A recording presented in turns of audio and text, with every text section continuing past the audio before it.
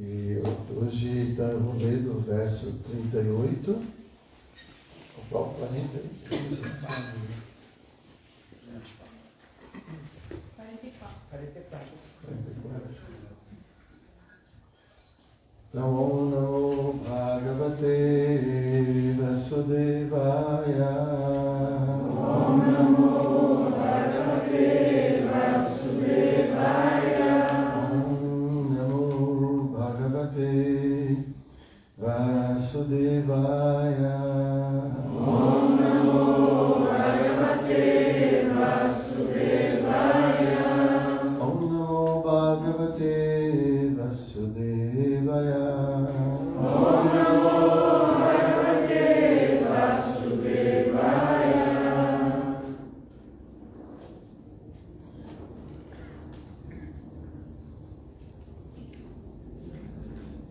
Prospera.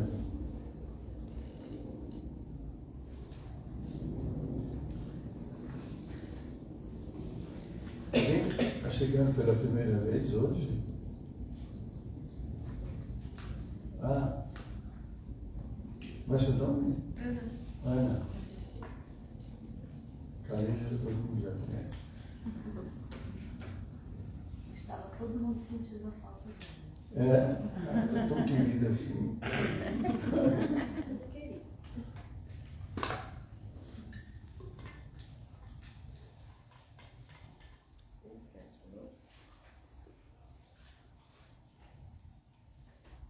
Aqui no Retirão a gente entende quanto tempo é valioso, né?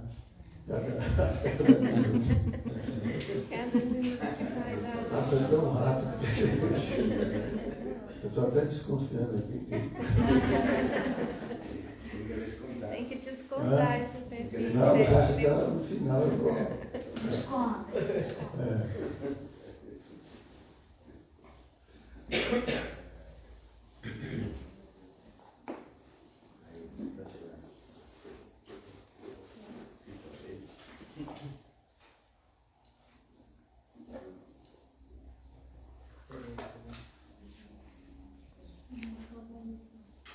Bom, gente, eu vou ler os versos.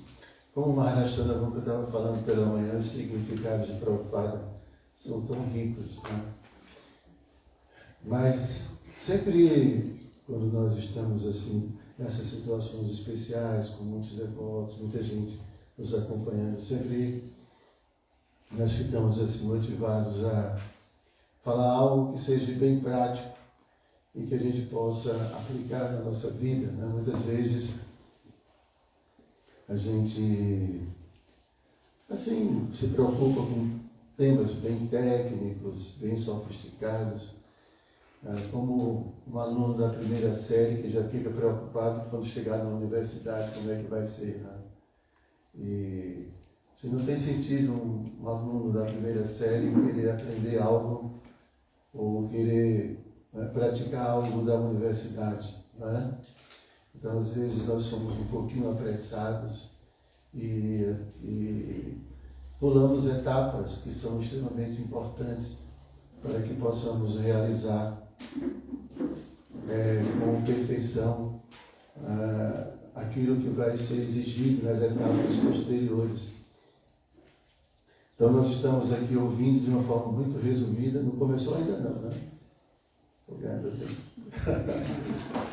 Então, nós ouvimos aqui esses diálogos, né? Aqui Kapila, com sua mãe Devabhuti, que já era uma pessoa pura, né? Filha de Swayambhu Brahmana. Então, são personalidades assim, muito elevadas e já conhecedoras de toda essa cultura védica. Então, é um diálogo muito sucinto, né?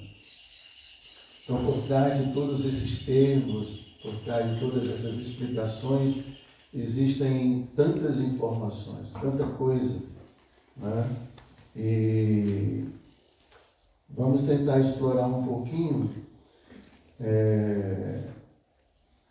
o que está mais ou menos, as etapas que estão por trás dessas fases da vida espiritual,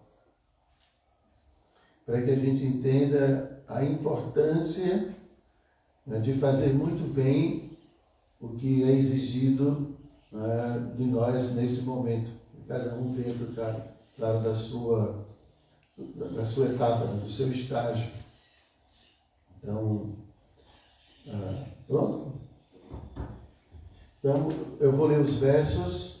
Eu selecionei aqui várias passagens de Prabhupada, fico assim, com pena de não ler todas essas coisas, mas eu queria, é tão pouco tempo, eu queria aproveitar, tá? Então eu vou ler os versos e depois a gente nós vamos comentar, claro, baseado no significado de Prabhupada. Então o Senhor continuou: minha querida mãe, os devotos que recebem tais opulências transcendentais nunca são delas privados. Nem armas, nem o passar do tempo podem destruir tais opulências. Visto que os devotos me aceitam como seu amigo, parente, filho, preceptor, benfeitor e deidade suprema, eles não podem ser privados de suas posses em tempo algum.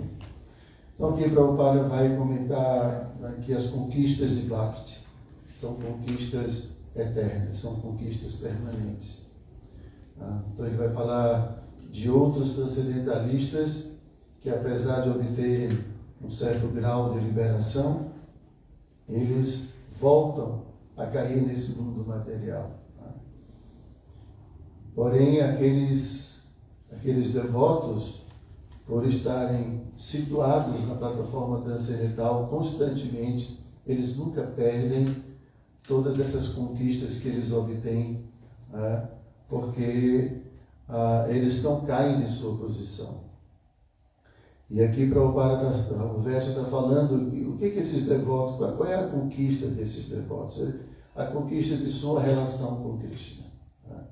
Então eles veem Krishna como tudo nas suas vidas. Então, isso ninguém pode tirar do coração do devoto. Quando eu li esse verso, eu me lembrei muito do Sermão da Montanha, se não me engano, fala que você não, que a verdadeira riqueza, as traças não corroem, o ferrugem, não é? Vocês conhecem essa passagem? Quem sabe? Cadê o Sanatana Dharma? Então, porque assim, as pessoas conquistam muitas coisas desse reino material, mas as pessoas podem roubar o seu dinheiro, a sua posição você pode perder. Essas coisas a gente perde, porque são inevitavelmente destinadas a ter um fim. Porém, as conquistas espirituais verdadeiras são permanentes.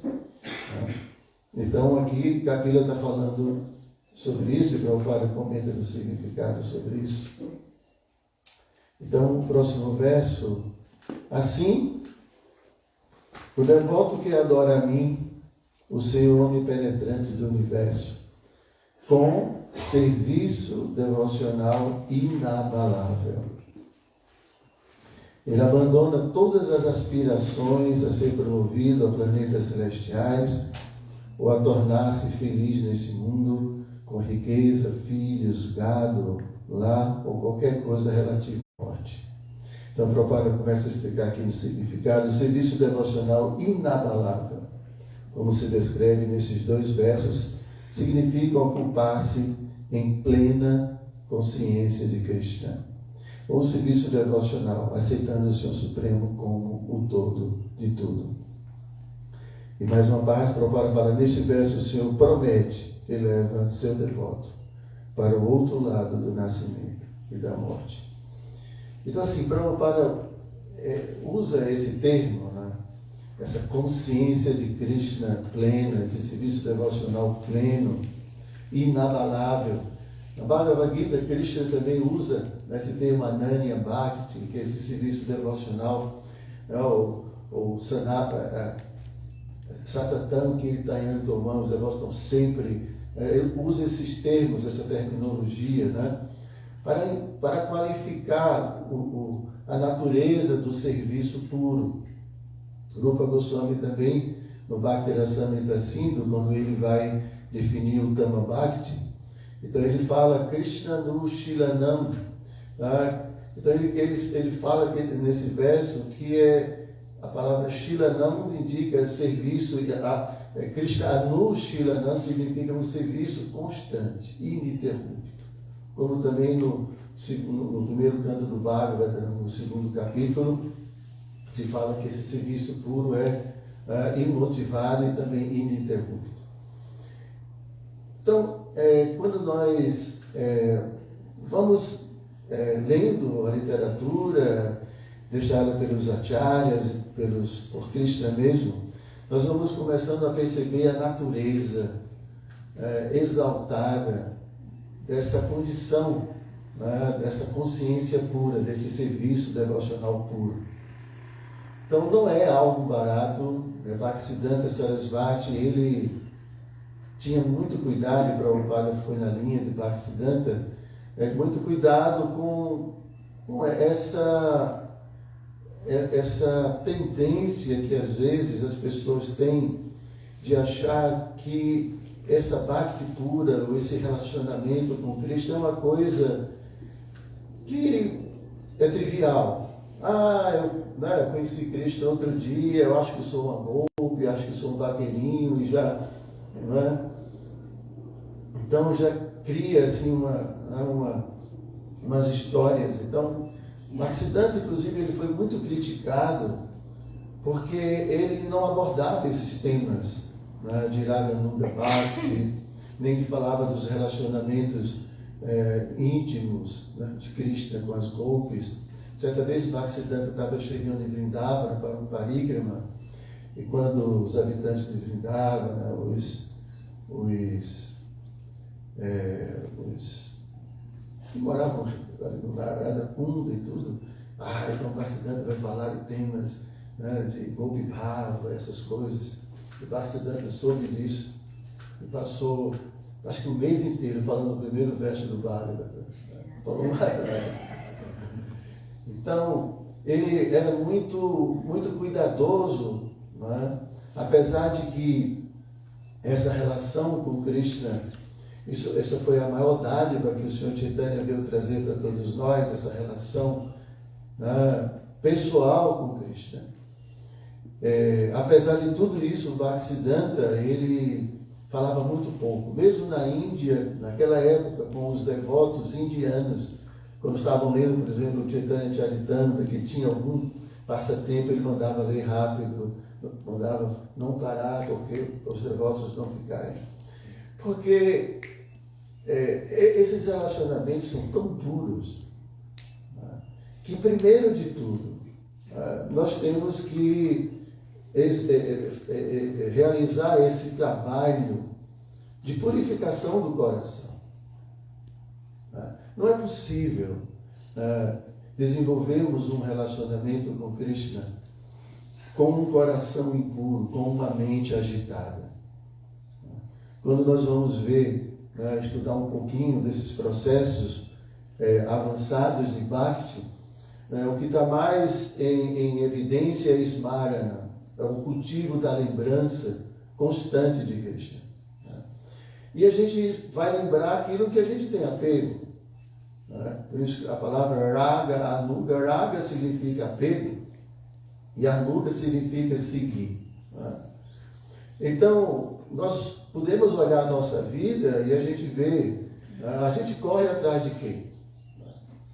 Então, quando uma pessoa de fato purificou o seu coração, então os seus objetos de apego agora estão na dimensão espiritual, então o devoto tem lobha, o devoto tem essa cobiça, esse desejo intenso de estar com essa pessoa. Não é simplesmente uma questão de dever, de obrigação. Eu quero, assim como quando um jovem, dois jovens se encontram, eles querem estar juntos e eles não fazem nenhuma sacrifício, não pedem sacrifício para estar juntos, Vamos juntar os trapos, como o Maharaj falou, vamos juntar os trapos, vamos morar embaixo da ponte, vamos fazer qualquer coisa. Não é assim? Então, antes de tudo, todo esse processo envolve uma transformação do coração. E o coração não é... Você não dita as coisas para o coração. O coração tem suas próprias razões, né, que a razão desconhece. Então, simplesmente, é o coração que dita.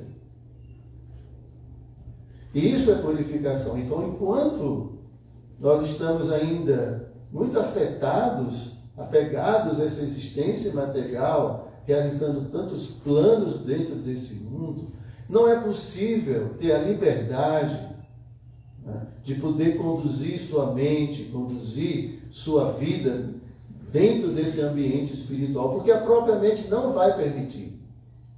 Uma experiência muito prática disso é a japa. A gente senta, hoje eu vou cantar uma japa, vou lembrar de Cristo o tempo todo. Ele começa a cantar. E amém. Né? Não deixa. Agora vocês imaginem, né, a situação de alguém que imerge nos passatempos de Krishna.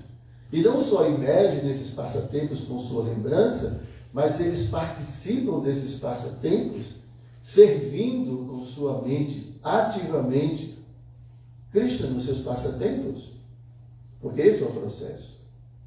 E em dado momento, né, a alma tem esse instrumento chamado mente, né, completamente habilitada para se absorver e se ocupar no serviço a Krishna. Não é simplesmente uma lembrança. Uma vez eu ouvi uma aula do meu mestre espiritual que ele falava que lembrar de Krishna pode ter ainda uma conotação de gozo dos sentidos, porque Krishna é tão bonito que dá prazer de ver Krishna, né? Porém, a atitude pura é a atitude que não só eu estou diante de Krishna, mas a atitude de que eu quero servir a Krishna. O que eu posso fazer? Então, Bhaktivinoda Thakur comenta no Harinama Chintamani que é um processo, né, em que, né, primeiramente a gente se depara com a forma de Krishna, depois a gente relaciona o nome e a forma, relaciona o nome e a forma também as características de Krishna, e depois você relaciona também o nome, as qualidades, as atividades de Krishna, os passatempos. Então, o cenário fica todo montado. Krishna está ali com sua forma, com seus devotos, seus passatempos, e o devoto entra nisso com sua identidade original e começa a servir a Krishna nesses passatempos transcendentais. Agora, para isso, precisa ter uma consciência pura. Se eu acho que eu sou o corpo, eu vou estar procurando agir nesse mundo. E se eu tenho planos aqui, eu não vou ficar do outro lado, eu vou ficar aqui. E se eu tenho uma mente extremamente agitada, cheia de tantos estímulos materiais, que paz eu vou ter para poder conduzir essa mente para esse ambiente espiritual? Entendem? Então, não é possível um serviço devocional íntimo, avançado, sem a purificação da mente e da consciência. Não é possível. Então, por isso que o primeiro passo na vida espiritual é a purificação. E o processo de Vaidhi Sadhana Bhakti é para a purificação.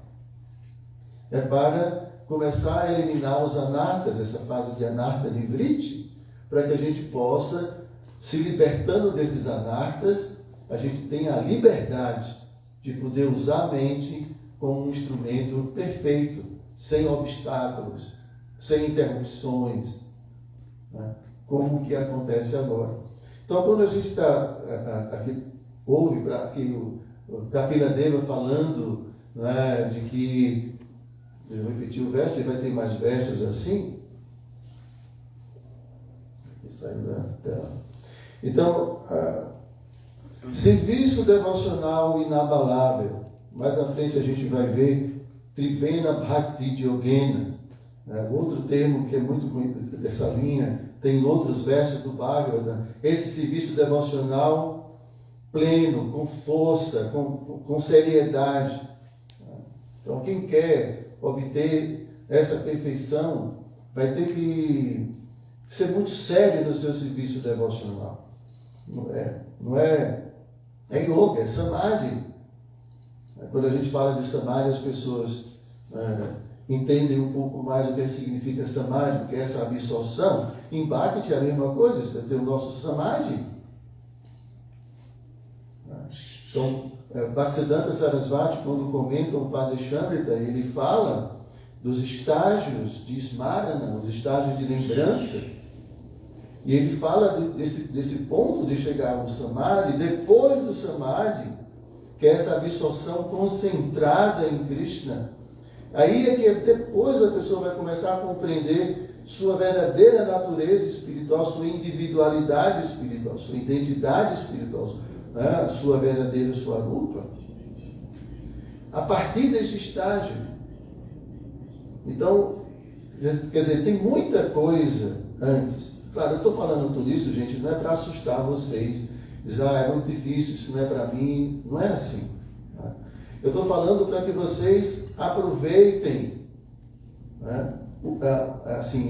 aproveitem o momento que vocês estão vivendo, na prática, para realizarem essa prática com muito cuidado e com muita atenção. É como um estudante negligente, quando chegar numa fase posterior, ele vai ter dificuldades, porque ele não aprendeu bem a lição. Então, uma pessoa na primeira série tem que se preparar para a segunda série, quem está na segunda se prepara para a terceira. E assim, nós temos que nos preparar para as séries posteriores que vão exigir da gente controle sobre os sentidos. Quer dizer, saber administrar os sentidos, né? Prabhupada fala que controlar significa administrar os sentidos. Administrar significa fazer o que a gente quer favoravelmente para o nosso interesse espiritual com os sentidos. Então a gente vai precisar trabalhar com os sentidos, ocupar os sentidos, a gente vai precisar ocupar a mente, a gente vai precisar ocupar a inteligência. Tudo isso a gente vai precisar ocupar, e se eu não tenho a capacidade de administrar isso, eu não vou ser bem sucedido. Então agora o estágio principalmente controlar a mente e os sentidos. Prabhupada explica que esse é o primeiro passo na vida espiritual. O primeiro passo na vida espiritual é controlar a mente e os sentidos. Se situar no modo da bondade. E Prabhupada fala que a partir disso, tudo o que for necessário vai ser acrescentado para você. E aqui isso significa dizer que Krishna, como nosso Guru original, Krishna nos dá alheio ao nosso desenvolvimento espiritual. Então, tudo vai ser acrescentado. Tudo que a gente precisa vai ser acrescentado. Porém, Krishna não é um professor inapto. Krishna não vai ensinar uma coisa que você não está pronto para aprender. Krishna não vai ensinar uma coisa que você não vai dar uma nova lição se você não aprendeu a anterior. Então, se a gente quer lições posteriores, temos que aprender as primeiras lições. Então, o que a gente está esperando? Vamos lá. Já aprendeu a lição? Você está como é que você está cantando sua japa, por exemplo? Então, assim, mesmo hoje, eu tenho evitado de falar a palavra cantar japa, eu prefiro meditar, porque as palavras vão se desgastando e a gente acha que é simplesmente pronunciar o nome e não tem essa preocupação com a meditação. Então, não é só cantar japa, gente, porque o futuro vai ser meditação. O futuro, se a gente chegar lá, o futuro é meditação. Então, a mente tem que estar habilitada para a meditação. E por isso que a gente tem que treinar a mente, capacitar a mente para suportar um tempo prolongado de meditação, porque cansa. A gente,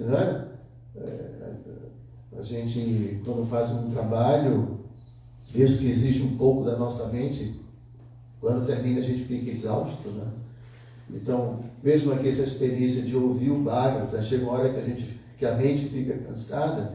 Então, também a mente precisa ser habilitada para meditar. Então, por isso que Prabhupada fala, canta e ouve sem pensar em outra coisa. Isso é um exercício.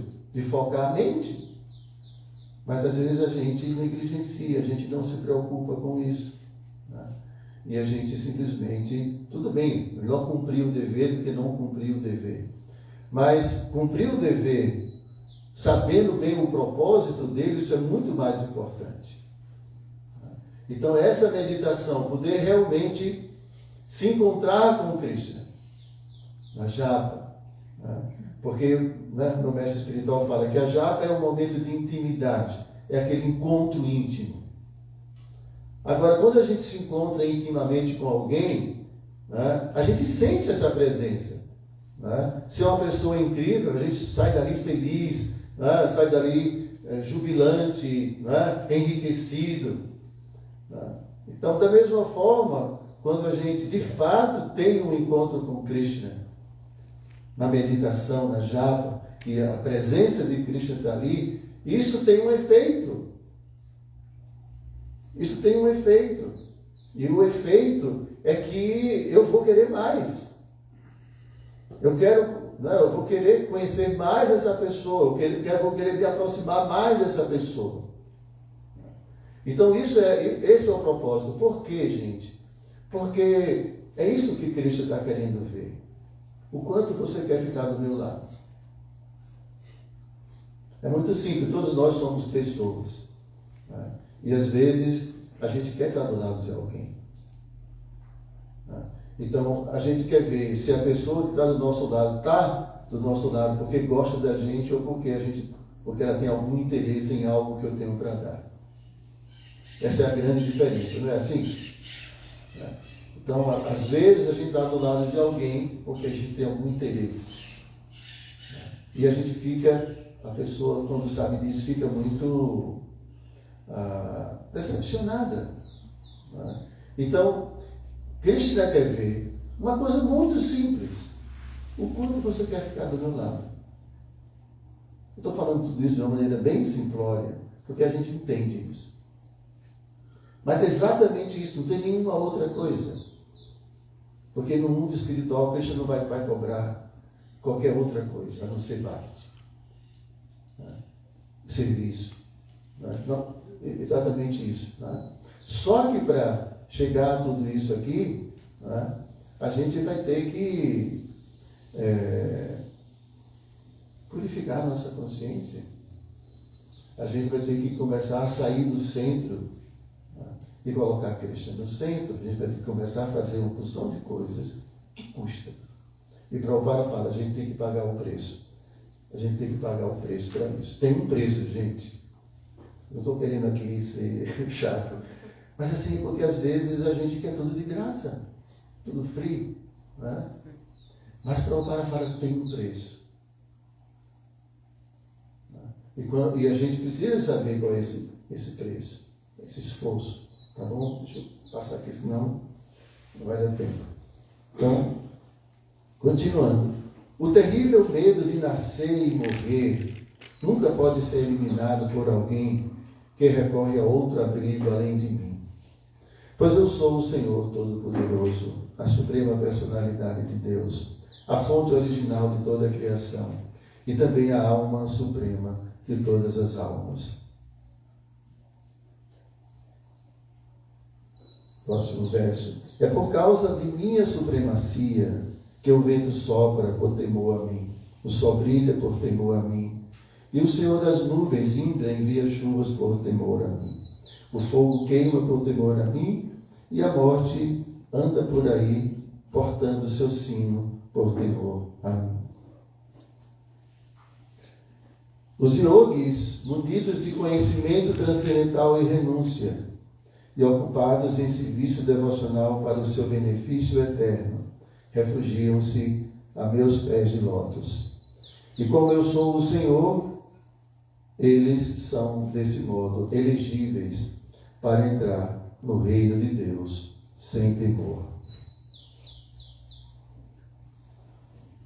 Portanto, as pessoas cujas mentes estão fixas no Senhor ocupam-se na prática intensiva de serviço devocional. Este é o único meio de alcançar a perfeição final da vida. É o último verso. Então, Prabhupada fala neste verso, são significativas palavras mano, mai, arpitam, que querem dizer a mente estando fixa em mim. Devemos fixar a mente nos pés de lótus de Krishna, ou de sua encarnação. Estar estavelmente fixo nessa liberdade é o meio de alcançar a liberação. Outra parte do significado, antes de mais nada, a mente deve ser ocupada aos pés de lótus do Senhor, muito estável e naturalmente. Como a mente é a mestra dos sentidos, ao se ocupar a mente, todos os sentidos ficam ocupados. Isto é Bhakti Yoga. Yoga significa controlar os sentidos.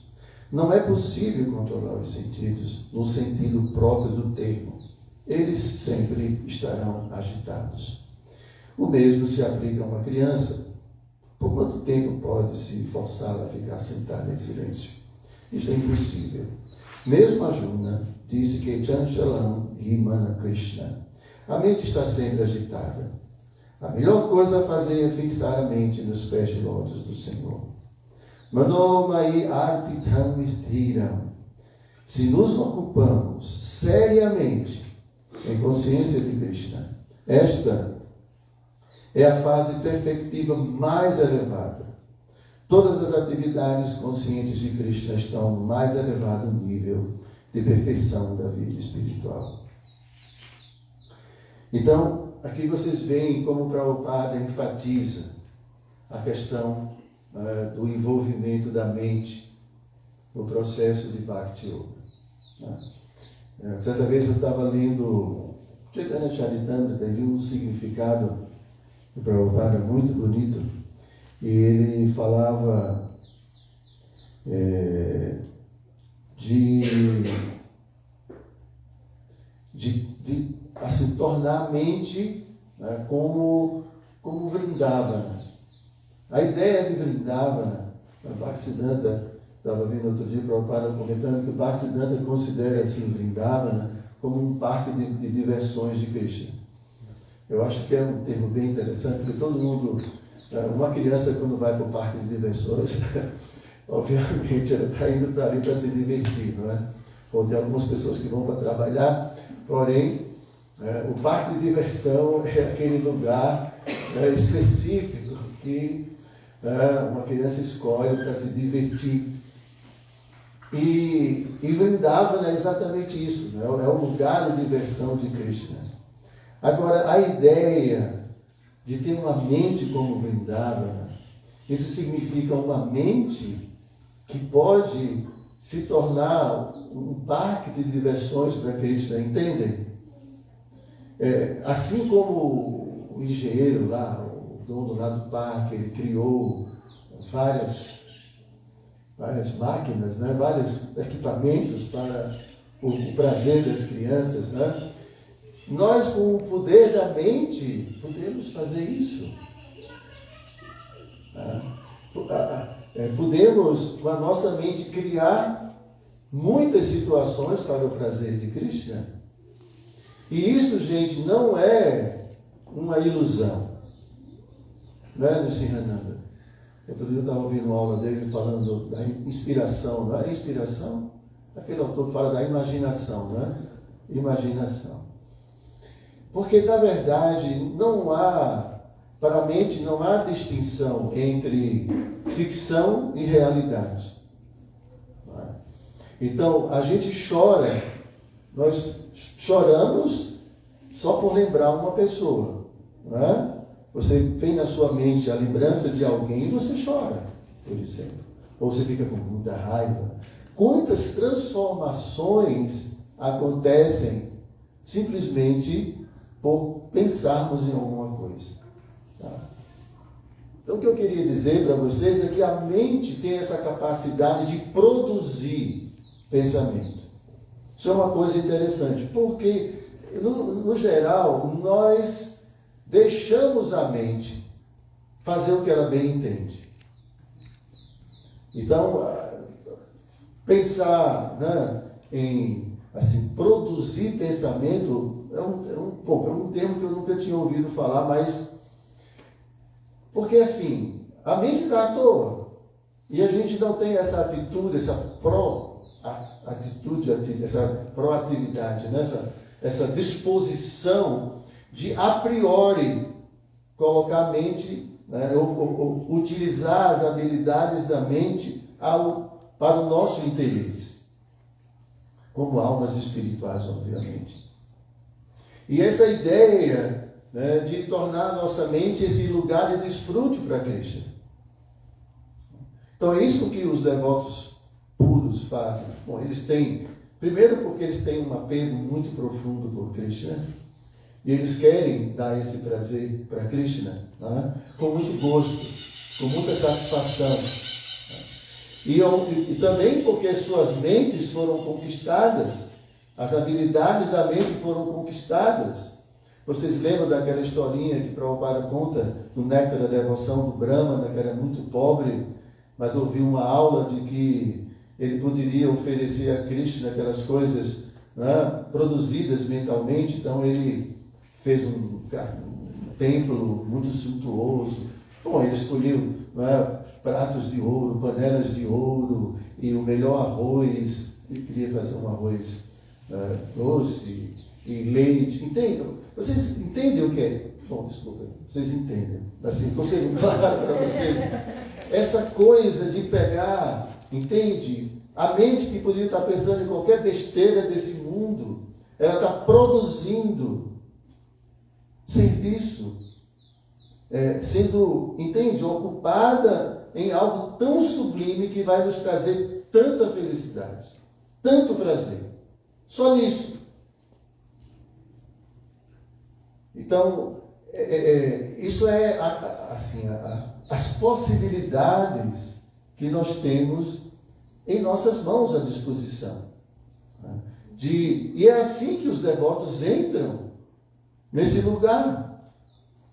É assim que esses devotos começam a se sentir íntimos desse lugar. É assim que eles começam a tornar esse lugar familiar. Por sanga, porque eles estão convivendo nesse lugar, né? Porque eles entram em meditação e entram nesse lugar. Então ali, Radharani, né? Porque Krishna vem, descreve manifesta seus passatempos, suas lilas, os humores e tudo mais. Os devotos aprendem tudo isso, né? E se familiarizam, e com a sua purificação eles vão e entram nesse mundo. E começam a servir a Krishna, né? E com essas atividades. Então, porém, será que uma pessoa egoísta se preocuparia em fazer um esforço de entrar no processo de meditação para oferecer alguma coisa? Alguém que está muito preocupado com a bolsa de valores, sei lá, alguma coisa. Bom, a menos que seja um devoto que esteja investindo para construir um templo. Aí fica preocupado. Bom, vocês estão entendendo onde eu quero chegar. A mente não vai permitir. Não há condição. Então, seus sentidos estão descontrolados. Eu olho qualquer coisa, eu me sinto atraído e já vou atrás daquele objeto porque eu quero ter prazer. E se eu não tenho aquele objeto, fico triste, fico deprimido. Eu não tenho o corpo que eu desejo ter. E assim, tantas coisas. Não tenho a educação que eu queria ter, não tenho isso, não tenho aquilo, não presto, não sirvo. Entende? Quantas e quantas preocupações agitam a mente? E assim inviabiliza esse local, porque é um espaço, a mente é um espaço onde eu posso viver e criar muitas coisas. Porém, se a mente já está ocupada com outros objetos de apego, gente, quando eu falo apego, não é só coisa gostosa não, tá? Tem gente que é apegada a sofrer, né? Tem gente que é apegado, por exemplo, há tantas coisas, mesmo ao fato de viver, né? Porque quando a gente é muito apegado a viver, a gente tem muito medo de morrer. E isso cria ansiedade, medo do futuro. Né? Outro dia eu estava ouvindo uma palestra tão interessante, o palestrante estava falando de que o diabo ele tinha contratado alguém, né, para envolver todo mundo. Então ele falou assim, a estratégia dele era o seguinte: desculpem assim eu não ter decorado o nome do autor, tá, mas é só a história aqui que é o que importa para a gente, né? Mas ele estava falando o seguinte, que, olha, eu quero que você faça com que todo mundo fique só tenha a capacidade de lembrar o passado, uma coisa assim, a ideia era essa. Então, porque no passado, como era, meu Deus, a história? Agora eu fiquei... só lembrando do passado, porque o passado já passou, o passado não existe mais, né? E as pessoas ficam só com saudade, aquela coisa toda, e a sua mente fica ocupada com isso. Mas aí ele pensou direitinho, se bem que o passado ainda tem uma coisa positiva, que você pode ter gratidão. Então a gratidão é uma coisa muito boa e que o passado pode trazer, né? Agora, mas você tem que mandar todo mundo se ocupar com o futuro, porque o futuro só é desgraça, né? Todo mundo só pensa em preocupação com o futuro, se vai sobreviver, se não vai sobreviver, essa condição de preocupação com o futuro, será que eu vou ser feliz, será que eu não vou ser feliz? Então todo mundo vai ficar ocupado só com o futuro, e dessa forma ninguém vai conseguir crescer, né? Evoluir espiritualmente, por conta dessa... Né? E a ideia é que ele não queria que ninguém ficasse no presente, ninguém vivesse o presente. Tampouco o passado, preso ao passado, preso ao futuro. Né?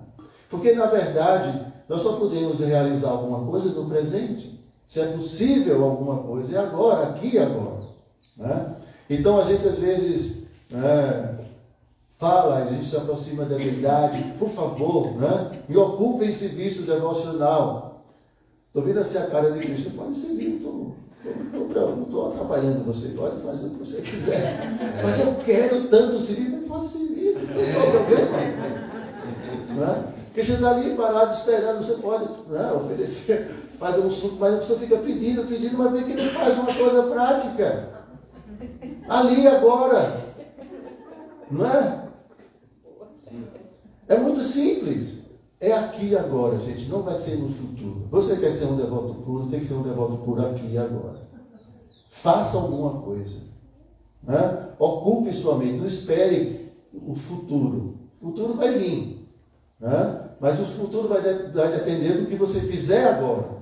Do que você está fazendo agora. Então você quer servir a Cristo? Quero tanto servir a Cristo. Espere uma vassoura, comece a varrer o templo. Vai lá ajudar no altar, né? Cozinhe, sei lá. Então, se você não tem nada, ocupe sua mente. Qual é a intensidade do seu desejo? Será que esse seu desejo realmente é um desejo de seguir a Krishna? Ou você está querendo fugir de seus sofrimentos? Querendo um alívio para os seus sofrimentos? Então, quando a gente quer de fato servir, a gente serve. A gente faz. Porque é o que a gente quer. Verdadeiramente é o que a gente quer. Mas quando nós estamos querendo fugir de algumas coisas, então a gente procura, né, certas situações. Né? Então o devoto, ele quer servir a Krishna. Ele quer agradar a Krishna. Por quê? Porque ele ama a Krishna. Ele quer ver a felicidade de Cristo, assim como uma mãe. Quando a mãe não fica dizendo, meu filho, eu queria tanto lhe servir. Não, a mãe está lá servindo, né? Bota no peito, está lá, varrendo, fazendo as coisas, porque ama, se preocupa. Então isso é muito prático. Né? Então por isso que os acharyas explicam que, o Prabhupada explica que esse esforço, tá? O esforço que a gente faz demonstra para Krishna, nesse primeiro momento, que a gente é honesto, que a gente é sincero, que o nosso interesse é sincero. Tá? Então a gente faz, tem essa cota essa cota de sacrifício, essa cota de esforço, que tanto mostra para Krishna, né, o quanto nós estamos interessados, quanto também o próprio esforço vai nos capacitar. O próprio esforço que a gente está fazendo ali vai despertar conhecimento, vai despertar desapego do mundo. Todo mundo experimenta tudo isso, os insights de Krishna, experimenta como nós vamos superando certos apegos que a gente tinha antes. Todo mundo tem essa experiência.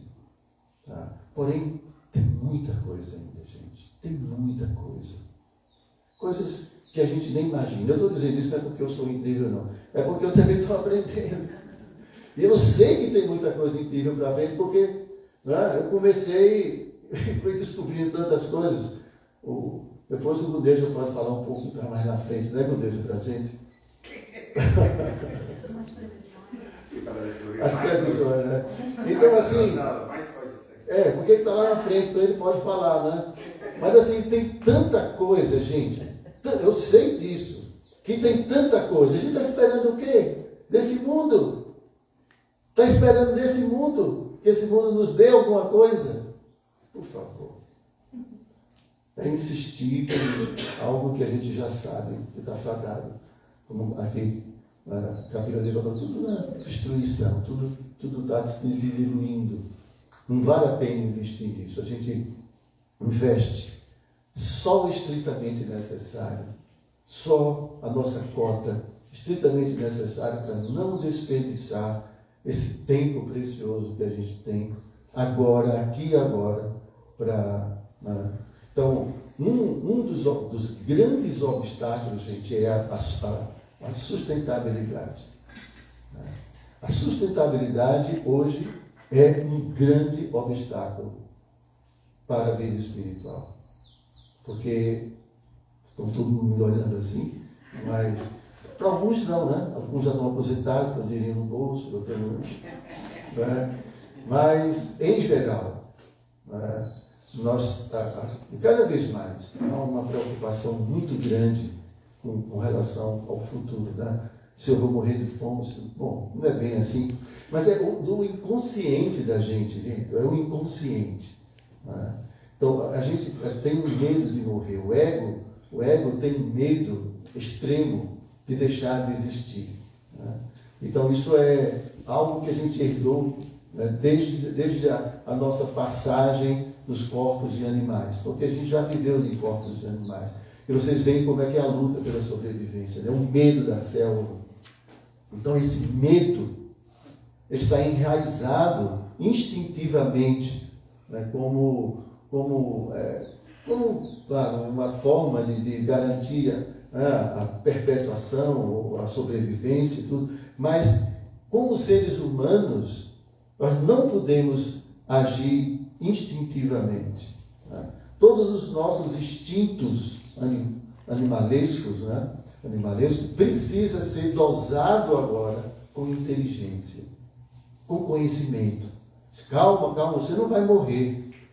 Um dia não morre, um dia sem comer não morre, né? A gente vai fazer um dia de jejum, fica todo mundo, parece que vai morrer. Um dia não morre, 2 dias não morre, 3 dias, quantos dias uma pessoa pode passar sem comer? 43.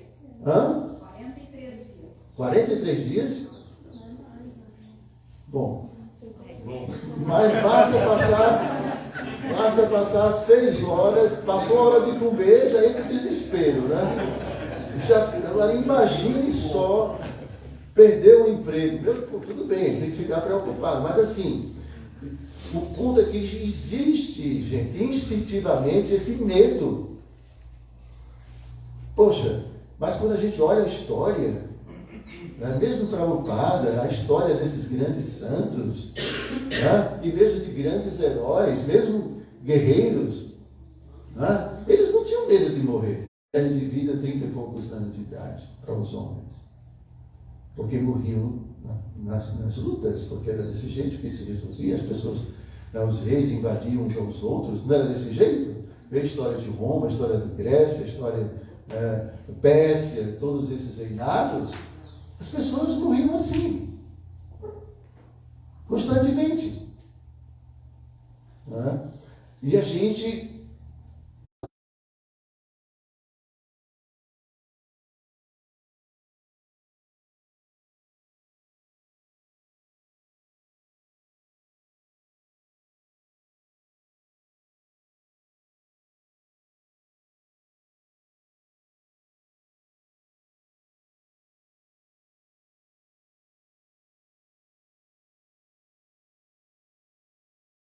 E tem esse futuro que é prometido por Krishna. Krishna fala eu, em várias passagens, aqui ele está falando com a filha dele, na Bhagavad Gita fala eu pessoalmente, tiro os meus devotos do oceano da existência material. Krishna fala isso. Obrigado, então, passou o horário. Hare Krishna.